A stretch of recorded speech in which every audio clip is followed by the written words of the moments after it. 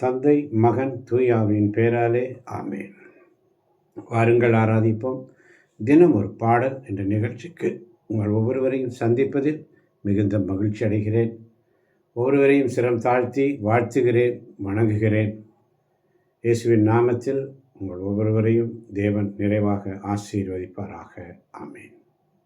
இந்த நாளின் சிந்தனைக்கு கண்ணின் மணியே கண்ணின் மணியே என்ற பாடல். கண்ணின் மணியே கண்ணின் மணியே, நீ கண்ணீரை சிந்துவதும் ஏன் மணியே? கண்ணின் மணியே கண்ணின் மணியே, நீ கண்ணீரை சிந்துவதும் ஏன் மணியே? உந்தன் இறைவன் நான் அல்லவோ, நான் இருக்கையில் பயம் என்னவோ?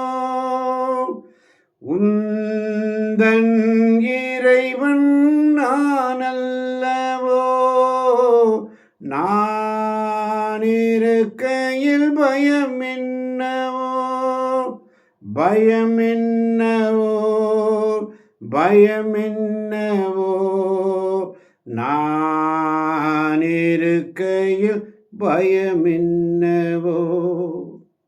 ஏசாயா இறைவாக்கின் புஸ்தகம் 30ஆம் அதிகாரம் 26ஆம் வசனம் மிக அழகாக சொல்லும்.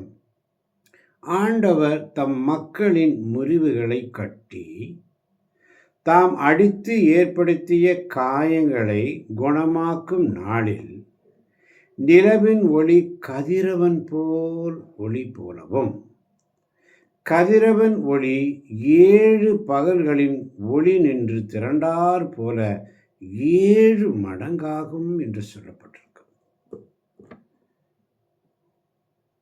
நான் உங்களுக்கு கருணை காட்ட ஆண்டவர் காத்திருப்பார். உங்களுக்கு கருணை காட்ட ஆண்டவர் காத்திருப்பார், உங்களுக்கு இரங்குமாறு எழுந்தருளுவார். ஏனெனில் ஆண்டவர் நீதியின் கடவுள், அவருக்காக காத்திருப்போர் நற்பேறு பெற்றோர். கண்ணின் மணியே கண்ணின் மணியே, நீ கண்ணீரை சிந்துவதும் ஏன் மணியே?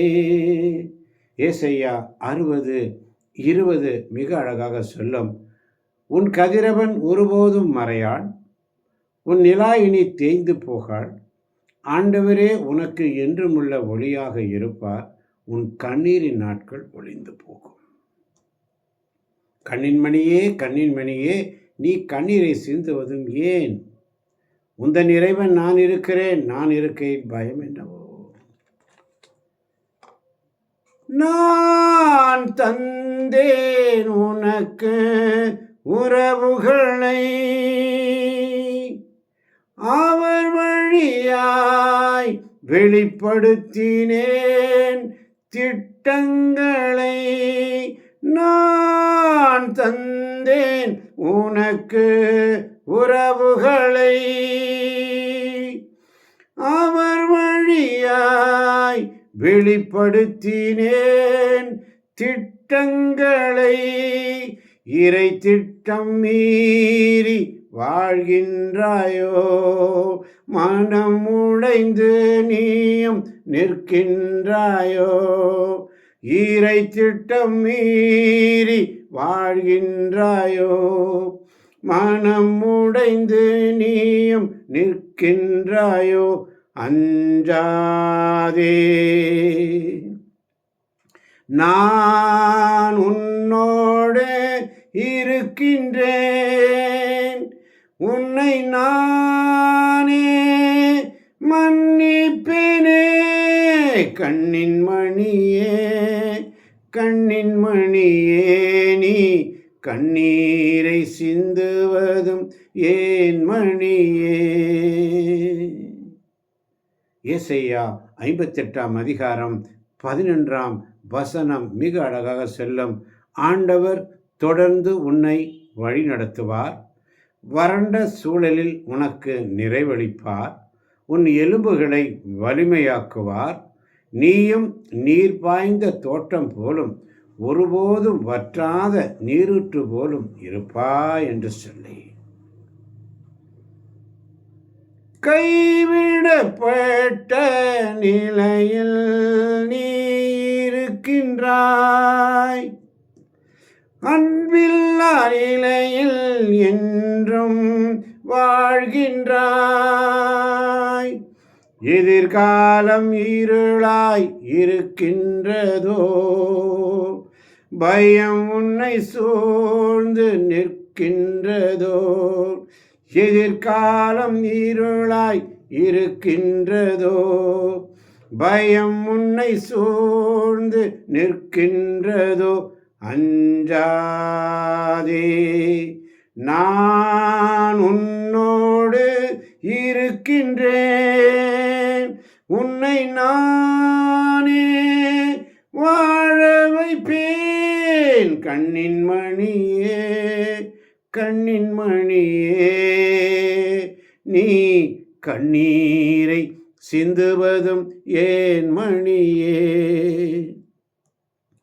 உந்தன் இறைவன் நான் அல்லவோ, நான் இருக்கையில் பயம் என்னவோ. உந்தன் இறைவன் நான் அல்லவோ, நான் இருக்கையில் பயம் என்னவோ. பயம் என்னவோ, பயம் என்னவோ, நான் இருக்கையில் பயம் என்னவோ. பயம் என்னவோ, பயம் என்னவோ, நான் இருக்கையில் பயம் என்னவோ. ஆண்டவர் தொடர்ந்து உன்னை வழிநடத்துவார். வறண்ட சூழலில் உனக்கு நிறைவளிப்பார். உன் எலும்புகளை வலிமையாக்குவார். நீயும் நீர் பாய்ந்த தோட்டம் போலும் ஒருபோதும் வற்றாத நீரூற்று போலும் இருப்பாய் என்ற ஆசீர்வாதத்தை ஆண்டவர் சொல்றார். அஞ்சாதே மகளே, திகையாதே, நான் உன்னோடு இருக்கிறேன். நான் உனக்கு உதவி செய்வேன். நானே உன்னை சுமப்பேன். நானே உன்னை வழி நடத்துவேன். ஏன் கலங்குகிறாய்? கலங்காதே. கண்ணின் மணியே, என் கண்ணின் மணியே, நீ கண்ணீரை சிந்துவதும் ஏனே? ஏன் மணியே? உந்தன் இறைவன் நான் இருக்கையில் உனக்கு என்ன பயம் என்று சொல்லி ஆண்டவர் உன்னை தொடர்ந்து வழிநடத்துவார். வறண்ட சூழலில் உனக்கு நிறைவளிப்பார். உன் எலும்புகளை வலிமையாக்குவார்.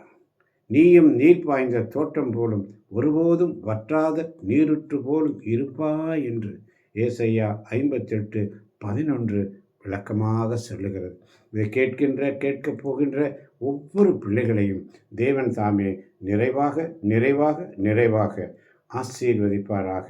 இயேசுவின் நாமத்தில் ஜெபிக்கிறோம் ஜீவனுள்ள நல்ல பிதாவே. ஆமேன், ஆமேன், ஆமேன்.